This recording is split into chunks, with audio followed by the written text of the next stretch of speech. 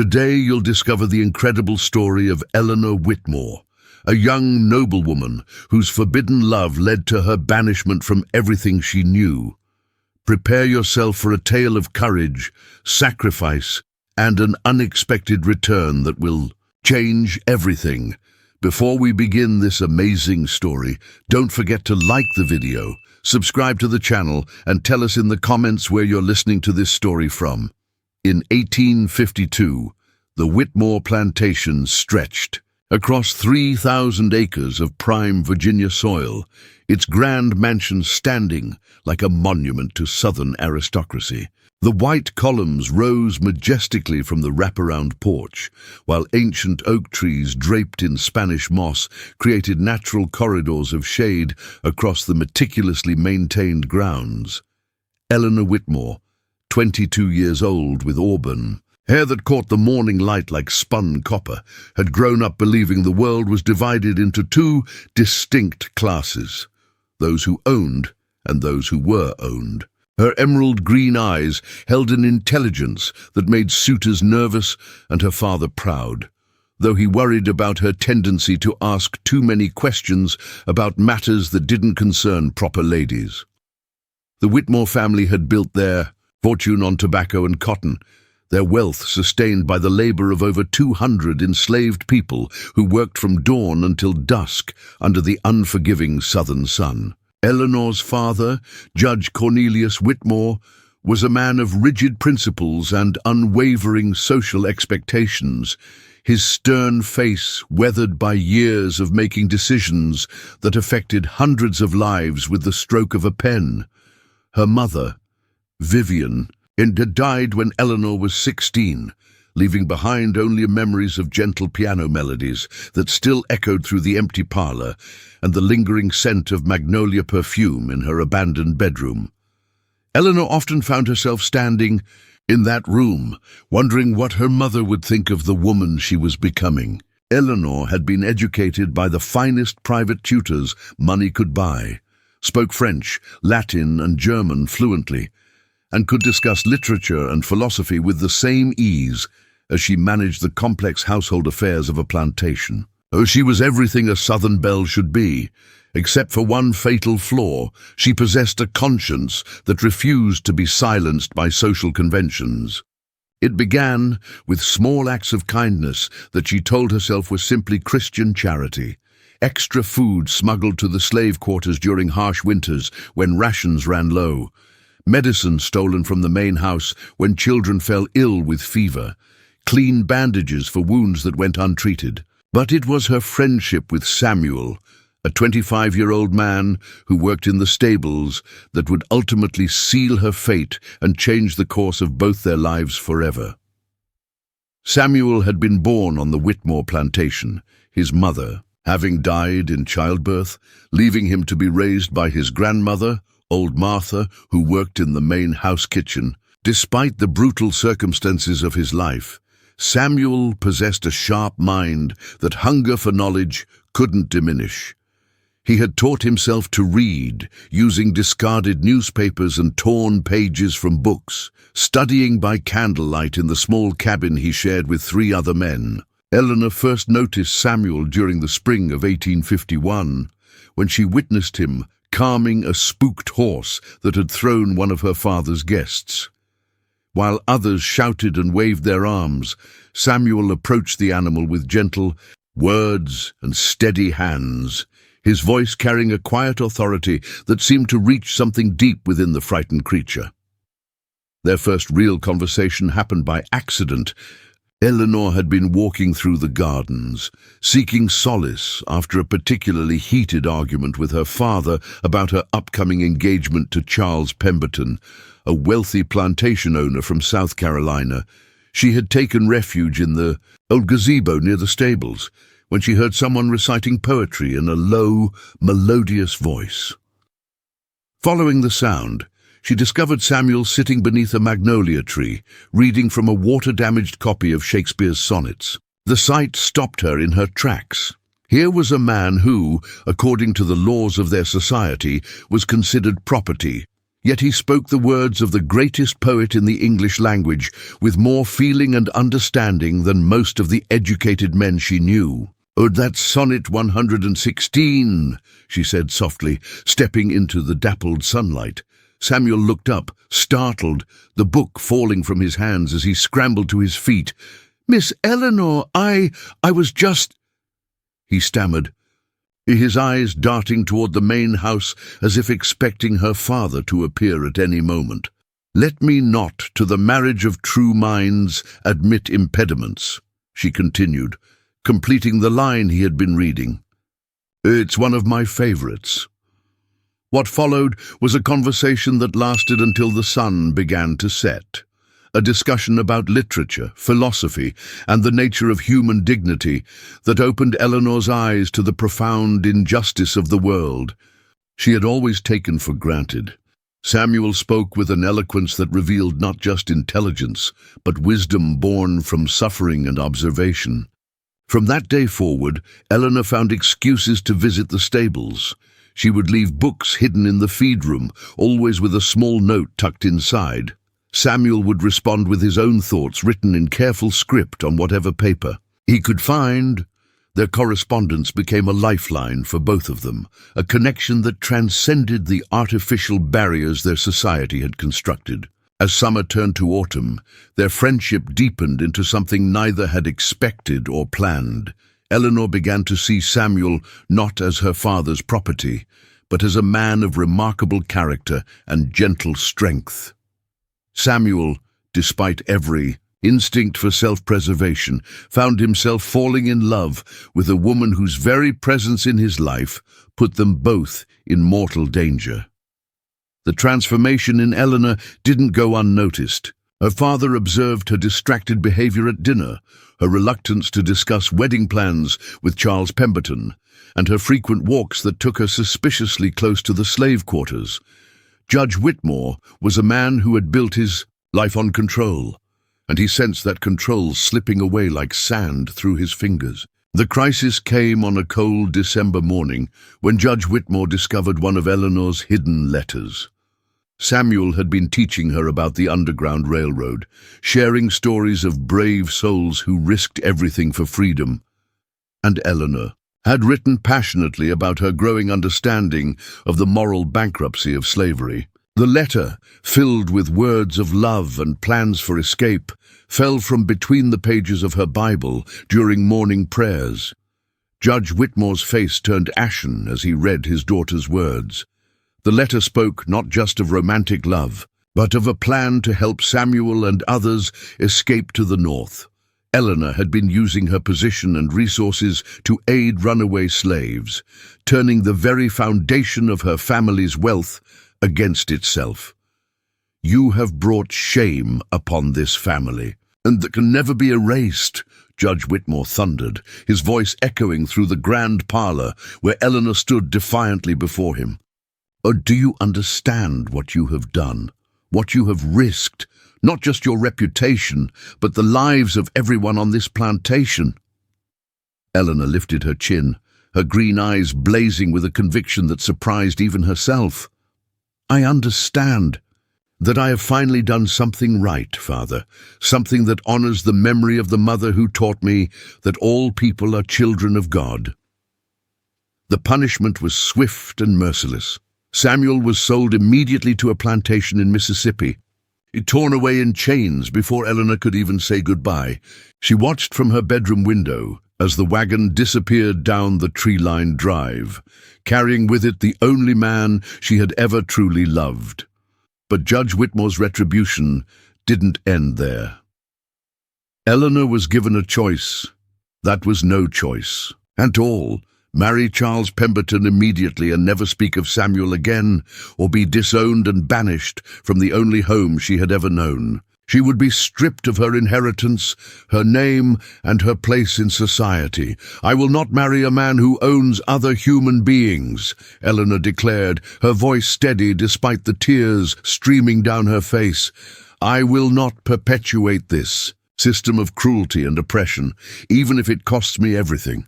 And it did cost her everything. Within a week, Eleanor Whitmore was no longer Eleanor Whitmore. She was given $50, a single suitcase, and a one-way train ticket to Boston. Judge Whitmore had her name removed from all family documents, her portrait taken down from the main hall, and strict orders given that she was never to be mentioned again on the plantation. As the train pulled away from the Richmond station, Miss Eleanor pressed her face to the window and watched Virginia disappear behind her. She was 23 years old, alone in the world, with no family, no fortune, and no clear idea of how she would survive. But she carried with her something more valuable than money, the unshakable belief that she had chosen love over comfort, justice over privilege. The journey to Boston took 3 days, and with each mile that passed, Eleanor felt the weight of her old life falling away. She was no longer the sheltered daughter of a plantation owner. She was a woman who had chosen her own path, regardless of the consequences. In Boston, Eleanor found refuge in a boarding house run by Mrs. Catherine Murphy, an Irish immigrant, who asked no questions about her past and offered work in exchange for room and board. Eleanor scrubbed floors, washed dishes, and mended clothes, her soft hands quickly becoming rough and calloused. But for the first time in her life, she was earning her own way in the world. The city was a revelation. Boston, in 1853, was a hotbed of abolitionist activity, and Eleanor soon found herself drawn into circles of people who shared her beliefs about human dignity and freedom. She attended lectures by Frederick Douglass, worked with the Underground Railroad, and slowly began to build a new identity as Eleanor Murphy, taking the surname of her landlady, who had become like a mother to her. Years passed, and Eleanor threw herself into the cause of abolition with the passion of someone who had seen slavery's cruelty firsthand. She learned to manage money, to negotiate with suppliers, to organize fundraising events. Her natural intelligence and aristocratic education, combined with her newfound understanding of the working class, made her uniquely effective at bridging different worlds. By 1860, Eleanor had become a successful businesswoman in her own right. She had started a small textile company that employed freed slaves and immigrants, paying fair wages and providing safe working conditions. Her business acumen, intoned by years of managing plantation affairs, proved invaluable in the competitive world of northern commerce. When the Civil War erupted in 1861, Eleanor threw herself into supporting the Union cause. She converted her textile factory to produce uniforms for Union soldiers, often working 18-hour days to meet demand. Her company became known for the quality of its products and the integrity of its owner, though few knew the true story of Eleanor Murphy's origins. The war years were difficult, but purposeful. Eleanor received occasional news from Virginia through the network of abolitionists and escaped slaves who passed through Boston. She learned that the Whitmore plantation had suffered greatly during the conflict, with many of the enslaved people escaping to Union lines when the opportunity arose. In 1863, Eleanor received news that changed everything. Judge Cornelius Whitmore had died of a heart attack, and Charles Pemberton had been killed at the Battle of Gettysburg. The plantation was in chaos, managed by an overseer who was selling off assets to line his own pockets. The remaining enslaved people had been freed by the Emancipation Proclamation, but many had nowhere to go and no means of supporting themselves. Most shocking of all was a letter that arrived through a lawyer in Richmond. Judge Whitmore, in a final act that perhaps revealed a conscience he had long suppressed, had left a will that restored Eleanor's inheritance. The document, written in his own hand, acknowledged that his daughter had shown more moral courage than he had ever possessed. "And to my daughter Eleanor," the will read, "I leave the plantation and all its holdings, trusting that she will use them more wisely than I ever did. May God forgive an old man who chose tradition over truth, and may my daughter find a way to heal the wounds that my generation has inflicted upon this land." Eleanor stared at the legal documents for hours, unable to fully comprehend their meaning. After 11 years of exile, she was being offered the chance to return home. But the home she would inherit was not the grand plantation of her youth. It was a broken place, scarred by war and haunted by the ghosts of its past. The decision to return was not easy. Eleanor had built a good life in Boston, surrounded by friends who respected her for who she had become rather than where she had come from. But she also knew that the plantation represented an opportunity to do something meaningful, to transform a symbol of oppression into something that could serve justice.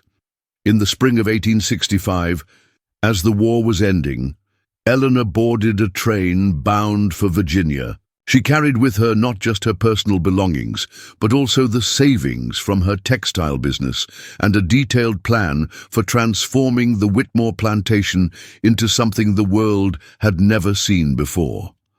The journey south was like traveling backward through time. The landscape bore the scars of war, burned buildings, abandoned farms, and roads filled with displaced people searching for lost family members. Eleanor's heart ached as she witnessed the devastation that 4 years of conflict had brought to the land of her birth. When the train finally pulled into Richmond Station, Eleanor felt a mixture of anticipation and dread. She hired a carriage to take her the final 20 miles to the plantation, her hands trembling as familiar landmarks came into view. The old oak trees were still there, though some bore the marks of artillery fire. The main house stood intact, but its white paint was peeling and several windows were boarded up. As the carriage turned up the long drive, Eleanor saw a small group of people gathered on the front porch, former slaves who had remained on the land, uncertain of where else to go, watched with curiosity as the elegant woman in northern clothes stepped down from the carriage. The morning sun cast long shadows across Willowbrook as Eleanor stood in the grand foyer, now truly hers. The legal documents lay signed on the mahogany table that had once belonged to her father, Judge. Harrison had completed the final transfer just hours before, and the weight of ownership settled on her shoulders like a familiar cloak. Marcus approached quietly, his footsteps echoing in the vast space. "The workers are asking about their wages, Mrs. Whitmore," he said, using the name she had adopted during her years in the North. "They want to know if the new arrangement will affect their employment." Eleanor turned to face him, seeing not the slave she had once loved in secret, but the accomplished businessman he had become. "Tell them their positions are secure. In fact, I plan to increase their wages by 20%. This estate will be run on principles of fairness and respect." She walked to the large windows overlooking the fields where cotton had once grown under the sweat of enslaved labor. Now, tobacco and corn swayed in the breeze, tended by free men and women who earned honest wages for their work. "Do you remember," Eleanor said softly, "that night when we talked about what freedom really meant? You said it wasn't just about not being owned, but about having the power to choose your own path." Marcus nodded, moving to stand beside her. "I remember everything about those nights. The way you risked everything just to teach me to read. The way you looked at me like I was a man worthy of respect, not property to be managed. And now look at us," Eleanor smiled, though tears gathered in her eyes. "You've built an empire of your own, and I've reclaimed what was stolen from me. But more than that, we've both learned that true power isn't about owning land or commanding others. It's about lifting each other up." The sound of carriage wheels on gravel interrupted their conversation. Through the window, they could see a familiar figure stepping down from an elegant coach. Catherine Ashford, Eleanor's childhood friend. Adu had come calling. Eleanor straightened her shoulders. "I suppose word has spread quickly about the new ownership of Willowbrook." Catherine entered the foyer with the same imperious air she had always carried, but her eyes held uncertainty. "Oh, Eleanor," she said carefully, "I heard the most extraordinary rumors. They say you've returned and somehow acquired your family's estate." "Not rumors, Catherine, facts." Eleanor's voice was steady, betraying none of the nervous energy. She felt, "I am now the legal owner of Willowbrook, purchased through proper channels and legitimate business dealings." Catherine's gaze shifted to Marcus, recognition dawning slowly.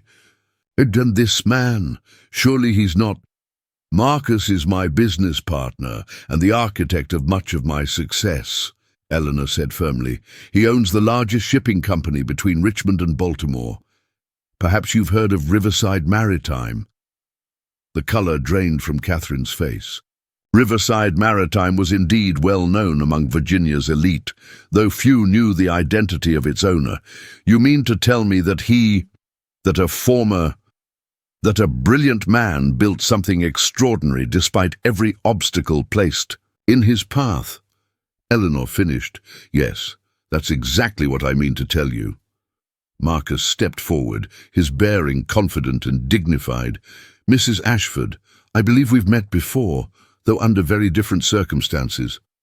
I hope you'll find that success has a way of changing perspectives." Catherine struggled to maintain her composure. The social order she had always known was crumbling before her eyes. This is unprecedented. What will people say? What will society think?" "Society will think what it chooses to think," Eleanor replied. "But I've learned that the opinions of people who would condemn love and punish compassion are worth very little indeed." As if summoned by the conversation, other carriages began arriving. Word of Eleanor's return had spread through the county like wildfire, and curiosity had drawn the local gentry to Willowbrook's doors. Eleanor watched through the window as familiar faces emerged from their coaches. The Hendersons, the Morlands, the Prestons, all families who had once welcomed her into their parlours and now came to gawk at the scandal of her return. "Are you ready for this?" Marcus asked quietly. Eleanor took a deep breath, thinking of all the challenges they had already overcome. The years of exile, the struggle to build new lives, the careful planning that had led to this moment. We've faced worse than their judgment, haven't we? The first visitors were announced by the butler Eleanor had hired just days before. As the familiar faces filed into the drawing room, she could see the mixture of shock, curiosity, and barely concealed hostility in their expressions. "Ladies and gentlemen," Eleanor began, her voice carrying the authority of someone who had earned her place through struggle rather than inheritance. "Welcome to Willowbrook. I'm sure you have many questions about recent developments." Mrs. Henderson, always the boldest of the group, spoke first. "Eleanor, dear, we heard the most incredible stories. Surely there's been some mistake about the ownership of this property." "No mistake at all," Eleanor replied smoothly. "I am the legal owner, having purchased the estate through proper legal channels. The transaction was overseen by Judge Harrison himself." The murmurs that followed were a mixture of disbelief and scandal. Eleanor could see them struggling to reconcile the young woman they had known with the confident businesswoman who now stood before them. But how?" Mr. Preston demanded. "How could you possibly have acquired the means for such a purchase?" Eleanor smiled, gesturing toward Marcus. "Through the partnership and guidance of one of Virginia's most successful entrepreneurs, Marcus has built Riverside Maritime into one of the most profitable shipping enterprises on the East Coast." The revelation sent another wave of shock through the room. These were people who had done business with Riverside Maritime, who had profited from its services, never knowing they were dealing with a man they had once considered property. As the afternoon wore on, Eleanor watched the social dynamics shift and change. Some visitors left quickly, unable to reconcile their prejudices with the new reality. Others stayed, their curiosity overcoming their discomfort. A few, like Old Dr. Matthews, who had always been more progressive than his peers, seemed genuinely pleased by the turn of events. "You know," Dr. Matthews said as the crowd began to thin, "I always thought there was something special about you. Eleanor, even as a child, you had a way of seeing people for who they truly were, not what society told you they should be." As evening approached and the last visitors departed, Eleanor and Marcus found themselves alone in the grand drawing room, and the portraits of Eleanor's ancestors looked down from the walls, their painted eyes seeming to judge this unprecedented turn of events.